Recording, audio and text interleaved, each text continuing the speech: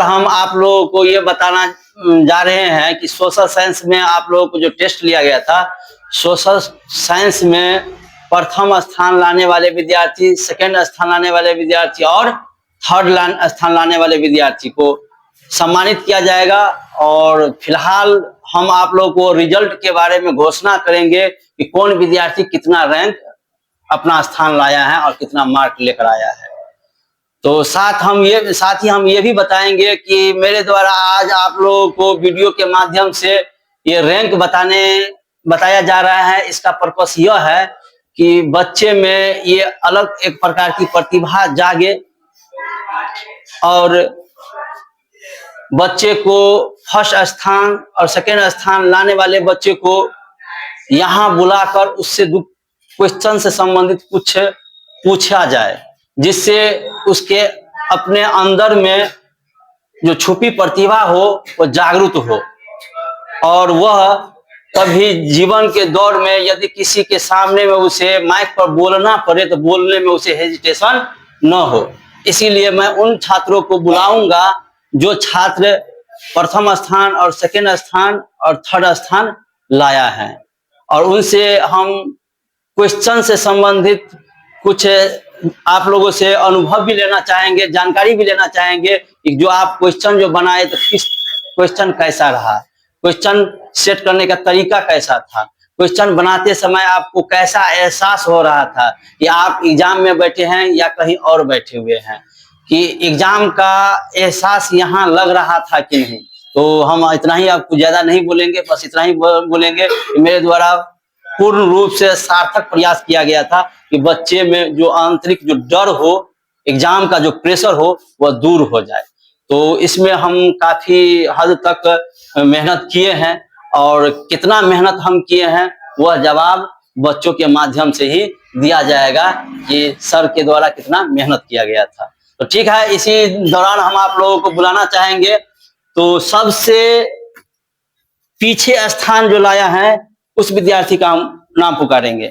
तो सबसे कम अंकों के साथ में चांदनी कुमारी जो 37 अंकों के साथ सबसे पिछले स्थान पे हैं। आ जाओ, आने में लेट नहीं करना है, बहुत लेट हो जाएगा। तो देखो, ये इसलिए बुलाया जा रहा है कि अभी भी समय है कि बच्चे घर पर अधिक से अधिक मेहनत करेंगे और पढ़ने में ज्यादा ध्यान देंगे। गार्जियन भी देखेंगे कि मेरा बच्चा कितना नंबर ला रहा है, उसको किस तरह से कोऑपरेट करेंगे, इसीलिए नंबर घोषित किया जा रहा है। ठीक है ना। और बाकी तो आपको रोज तो दिया ही जा रहा है कि कौन कितना लाता है। ठीक है, तो लो ढंग से पढ़ाई करना। देखो, यहाँ बुलाने का मकसद ये है कि बच्चे का हाव भाव कहीं खड़ा कैसे हुआ जाता है, इस सब में सुधार लाने का प्रयास किया जाए। और आते हो यहाँ सीधे खड़े होकर चले जाते हो, ये तरीका सही नहीं है। थोड़ा सही तरीके से आओ और सही तरीके से क्वेश्चन लेके जाओ। तो अगला स्टूडेंट है राम कुमारी 85 अंकों के साथ।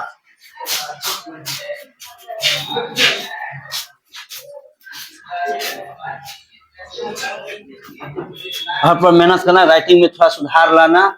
हम चेक किए हैं, राइटिंग में और परिवर्तन लाना पड़ेगा, कहीं पॉइंट डालना पड़ेगा। ठीक है ना।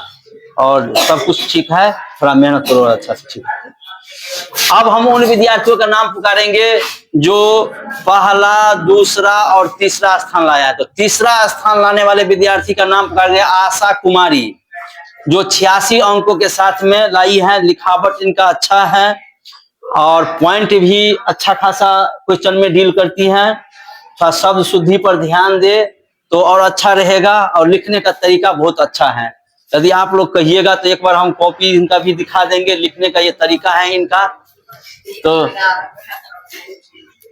इनका लिखने का ये तरीका देखें हम, ठीक है। विशेष कहेंगे मेहनत करना और भी मार्क बढ़ सकता है। विशेष क्या कहा, ठीक है, मेहनत करना ढंग से।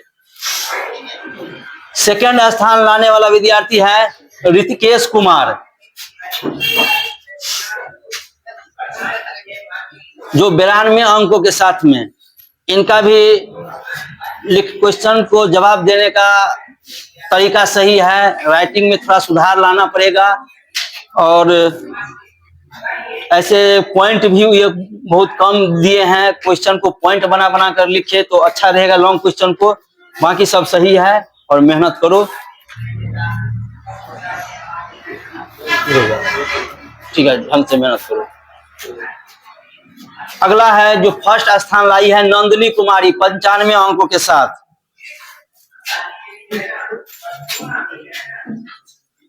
इनका राइटिंग सही है, लिखावट भी सही है, लिखने का जो सिस्टम है वह सिस्टम को सही कर ले। जैसे कि हम लोग कहने का अर्थ ये हुआ कि हिस्ट्री में जब हम प्रवेश करते हैं तो हिस्ट्री का पूरा क्वेश्चन का जवाब दे तो और अच्छा रहेगा। ऐसे तो सब क्वेश्चन का जवाब देना ही है, तो हम क्यों ना एक तरफी बनाते हुए चले। तो हिस्ट्री में प्रवेश करें तो हिस्ट्री का जितना भी शॉर्ट क्वेश्चन है शॉर्ट क्वेश्चन बना लेंगे, लॉन्ग क्वेश्चन है उसके बाद लॉन्ग क्वेश्चन बना लेंगे, फिर ज्योग्राफी में जाएंगे तो ज्योग्राफी का बना लेंगे तो और भी अच्छा रहेगा।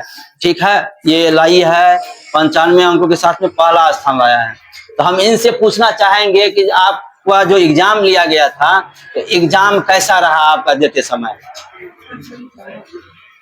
एग्जाम देते समय हो रहा था कि हम जैसे बोर्ड एग्जाम में बैठे हैं वैसे ही। ये लो, इसको बोलो आप। यानी मेरा कहना ये हुआ, इससे बोलो, मेरा ये कहना हुआ कि यदि हमारे द्वारा जो एग्जाम लिया गया था तो एग्जाम देते समय कैसा अपने आप में एहसास हो रहा था कि हम एग्जाम हॉल में बैठकर एग्जाम दे रहे हैं या यहाँ का वातावरण सही नहीं लग रहा है, उसके विषय में कुछ जो बोलना चाहती हो बोल सकती हो। एग्जाम देते समय हमें ऐसा लग रहा था कि हम जैसे बोर्ड एग्जाम में बैठे हैं, पूरा पैटर्न के हिसाब से सही क्वेश्चन था बिल्कुल। और दूसरी बात ये भी पूछना चाहेंगे कि क्वेश्चन जो बनाते समय में कैसा लग रहा है कि क्वेश्चन को सर के द्वारा पढ़ाया गया है कि नहीं, या कुछ क्वेश्चन ऐसा लग रहा था कि सर के द्वारा नहीं भी पढ़ाया गया है, इस तरह का भी क्या एहसास हुआ एग्जाम देते समय?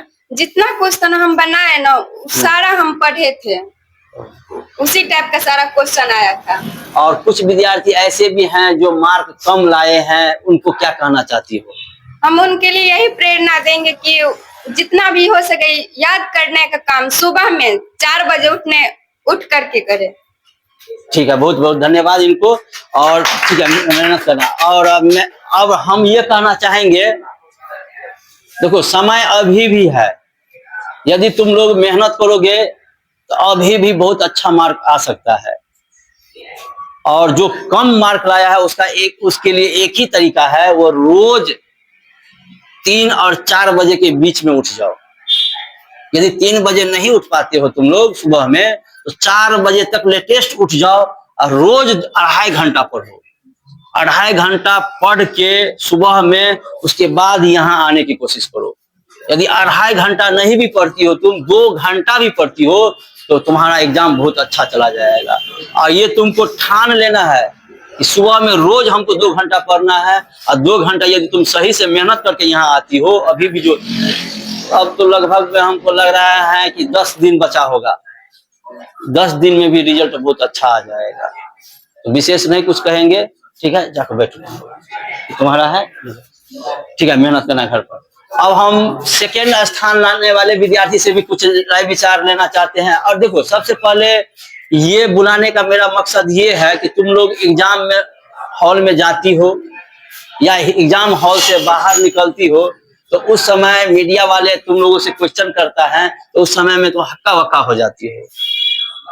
तो ये डर तुम्हारा दूर हो। और विशेष कोई ऐसा मकसद नहीं है, ऐसा हम वीडियो भी ज्यादा नहीं बनाते हैं। तो मेरा मकसद रहता है सिर्फ पढ़ाने से, और यहाँ बच्चे में वो निखार लाने के लिए, बच्चे में वो हेजिटेशन दूर करने के लिए ये वीडियो बनाने का मकसद है। तो इसी बीच हम सेकेंड स्थान लाने वाले ऋतिकेश कुमार से पूछना चाहेंगे और उससे कुछ जानकारी लेना चाहेंगे। तो ये ऋतिकेश कुमार है, ये सेकेंड स्थान लाया है, शायद 92 अंक लाया, हाँ 92 अंकों के साथ में ये सेकेंड स्थान है। तो इनके भी पास कुछ अनुभव होगा जिसके माध्यम से उन्होंने 92 अंक लाए हैं।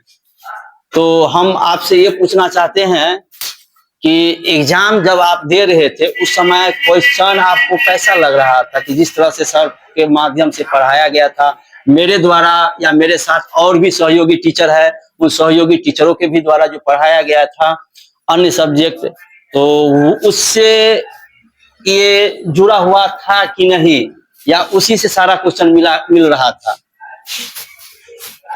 कोई हम इतना बोलना चाहेंगे, क्वेश्चन था पूरा सिलेबस से, जितना हमारे द्वारा सर के द्वारा और भी अन्य टीचर है उसके द्वारा जितना भी पढ़ाए गए थे उस सभी से क्वेश्चन मिल रहा था। और स्टूडेंट के मेहनत पर भी निर्भर करता है उसका रिजल्ट। स्टूडेंट को PYQ क्वेश्चन, उसके अलावा भी और बुक पढ़ना पड़ता है। ये चाहेंगे आप लोग जो सिर्फ टीचर पढ़ा देंगे और आपका बढ़िया रिजल्ट हो जाएगा, इससे नहीं होता है। स्टूडेंट को भी मेहनत करना पड़ता है, स्टूडेंट को भी PYQ पढ़ना पड़ता है। और जितना हम क्वेश्चन बना है वो सब हम लोगों को सर के द्वारा सिलेबस से सब क्वेश्चन हमको मिल रहा था एग्जाम में।